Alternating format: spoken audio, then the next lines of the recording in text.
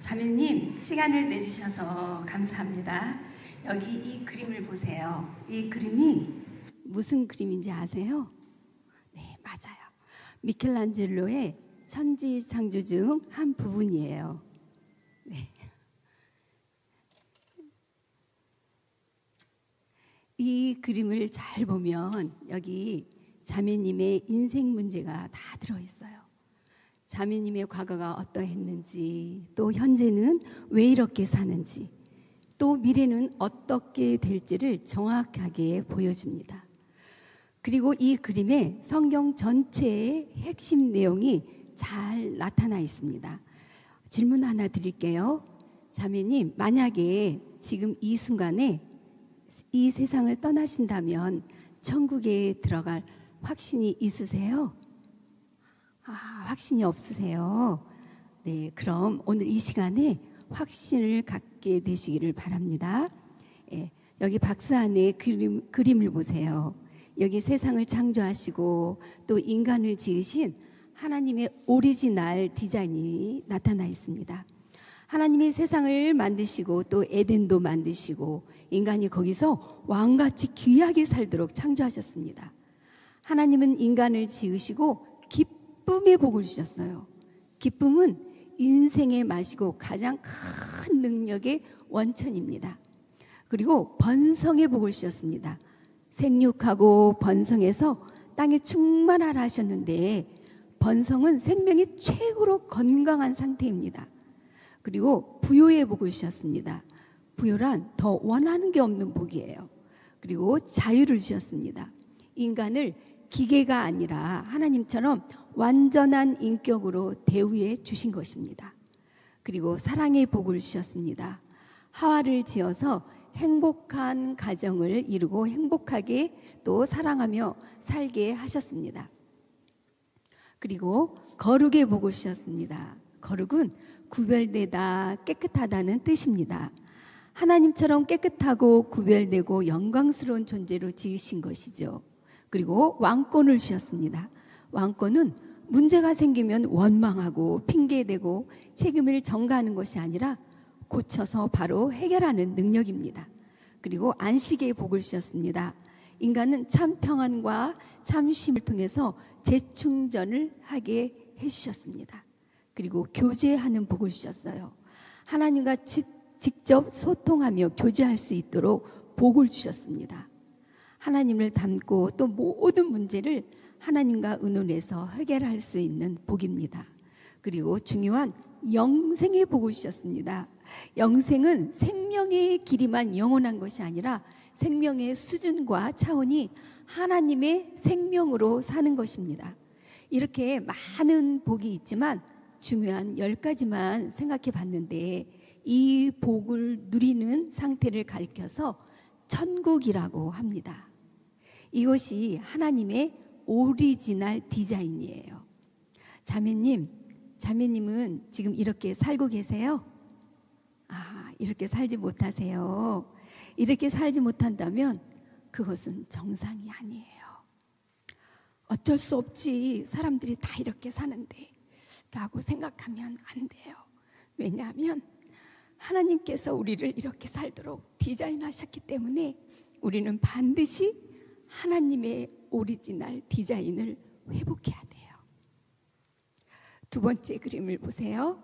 하나님은 우리에게 천국의 복을 누리게 하셨는데 문제가 생겼어요.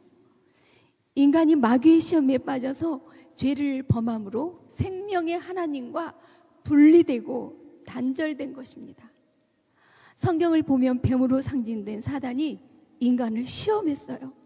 인간은 사단의 시험을 이길 수 있는 왕권을 가졌음에도 불구하고 사단을 물리치지 않고 사단의 시험에 빠져서 죄를 범했어요. 죄는 하나님을 의심하고 불신하는 겁니다. 이렇게 불신함과 불순종이 바로 죄예요. 죄는 하나님과의 관계를 단절시키고 분리시키는 결과를 가져왔습니다. 마치 나무가 뿌리에서 잘리고 단절될 때 생명이 죽고 꽃과 잎이 시드는 것과 같아요. 인간이 죄를 범해서 하나님과 분리가 되고 단절되자 모든 복은 사라지고 반대로 저주가 왔습니다. 기쁨 대신에 슬픔이 왔고요. 죄 때문에 번성 대신에 저주와 질병이 왔어요. 그리고 죄 때문에 부유 대신에 가난해졌고요. 물질이 없는 가난도 고통스럽지만 많이 갖고도 만족이 없는 정신적인 가난은 더 불행합니다. 죄 때문에 하나님과 분리되자 자유 대신에 방황하게 되었어요. 하나님과 단절되자 사랑 대신에 미움과 증오가 생겼어요. 깨끗하고 구별되라고 주신 거룩 대신에 더럽고 추악한 존재가 되었어요. 하나님과 이렇게 분리되자 왕권 대신에 죄의 종노릇을 하는 존재가 되었어요. 죄로 인해서 안식 대신에 불안과 우울증이 생겼어요. 하나님과 소통할 수 있는 교제 대신에 하나님을 불러도 도움을 받지 못하는 영적 단절이 생겼어요. 죄 때문에 하나님과 단절되자 영생 대신에 죽음과 심판이 오게 되었어요. 하나님과 단절되어 사는 이런 상태를 지옥이라고 해요. 자매님은 어디에 살고 계세요? 어디에서 살기를 원하세요? 한번 손가락으로 한번 짚어보세요. 인간은 하나님 형상대로 창조되었기 때문에 동물과 다른 특별한 지혜가 있습니다. 그래서 이 저주와 불행을 해결하고 천국을 회복하려고 많은 노력과 수고를 합니다. 열심히 선을 행하고 착하게 살려고 합니다. 그러나 선행으로는 죄를 해결할 수가 없어요. 또 지식이 많으면 인간의 문제가 다 해결될 거라고 생각해요.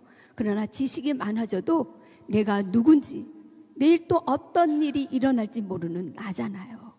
오히려 아는 것이 많아서 고민과 번민만 많아집니다. 종교로 해결해 보려고 합니다. 하지만 유한한 인간의 종교적인 노력으로는 무한하고 영이신 하나님을 찾아갈 수도 또 만나지도 못합니다. 깨달음은 주지만 죄의 문제는 해결할 수가 없습니다. 또 물질을 많이 가지면 인간의 문제가 해결되고 천국의 복을 누릴 거라고 생각합니다. 돈 많은 재벌이 서민보다 행복하다는 말을 들은 적이 없고 오히려 불행지수, 자살지수가 더 높잖아요. 절대로 돈으로 인간의 죄의 문제를 해결할 수가 없습니다. 또 쾌락을 마음껏 누리면 행복할 거라고 생각합니다. 그러나 결론은 중독과 폐인이 됩니다. 이렇게 많은 노력을 하지만 결국은 다 실패를 했어요. 여기 그림을 보시면 길이 없잖아요. 우리 자매님은 어떻게 살고 계세요? 자매님이 의지하고 있는 그곳으로 인생의 문제가 해결되었나요? 아니죠? 그래서 우리의 노력으로 해결 불가능하기 때문에 물에 빠져 살 길이 없이 죽어가는 우리를 불쌍히 여기시고 구원하시려고 직접 물에 뛰어드신 분이 계세요. 그분은 하나님이 보내주신 구원자 예수 그리스도이십니다. 그림을 보시면 그분을 통해서 우리에게 길이 생겼어요. 예수님은 이 세상에 오셔서 나는 길이요 진리요 생명이라고 하셨어요. 길은 하나님 아버지께로 가는 유일한 길이라는 뜻이고요. 진리란 인간이 해결하지 못하는 모든 문제에 대한 해답이라는 뜻입니다. 생명이란 영원한 생명입니다. 예수님이 이 땅에 오셔서 우리를 위해 하신 가장 중요한 일은 십자가에서 죽으신 것입니다. 십자가에서 하신 마지막 말씀은 다 이루었다. 예. 헬라어로는 테텔레스타이인데 값을 다 치루었다. 대가를 다 지불했다는 말이에요. 무슨 대가를 지불하셨을까요? 인간이 죄를 범해서 하나님과 단절되고 모든 저주와 죽음과 심판당할 죄값을 예수님께서 자기의 피 흘려 죽으심을 통해서 다 지불했다는 뜻이에요. 이제 우리에게 구원의 길이 열렸습니다. 그럼 어떻게 구원을 받을 수 있을까요? 오직 믿음으로 받을 수 있어요. 요한복음 1장 12절에 영접하는 자 곧 그 이름을 믿는 자들에게는 하나님의 자녀가 되는 권세를 주셨다고 하셨습니다. 예수님을 구원자로 믿어야 합니다. 믿는 것은 영접하는 거예요. 영접하는 것은 믿는 거예요. 요한계시록 3장 20절에 볼지어다 내가 문 밖에 서서 두드리노니 누구든지 내 음성을 듣고 문을 열면 내가 그에게로 들어가 그로 더불어 먹고 그는 나로 더불어 먹으리라고 하셨습니다. 인격적인 예수님은요 그냥 막 들어오시지 않으시고 우리의 마음의 문을 두드리세요.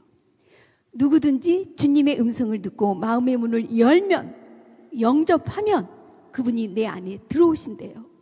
영접하는 것은 영생 주시는 주님께서 내 마음과 인생의 문을 여는 거예요.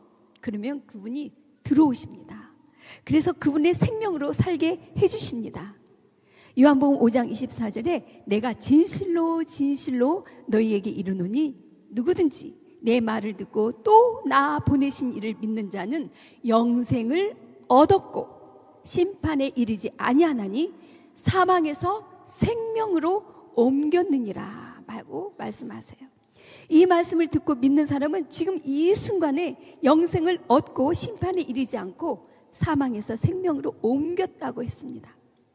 자매님, 이 시간 예수 그리스도를 구세주로 믿고 영접하시기를 원하세요? 네, 예수님을 구세주로 믿고 영접하시기를 원하신다면 먼저 자매님의 죄를 인정하고 회개하셔야 돼요. 그리고 나에게 구원이 필요하다고 고백하면서 기도로 영접하시면 됩니다. 네, 감사합니다.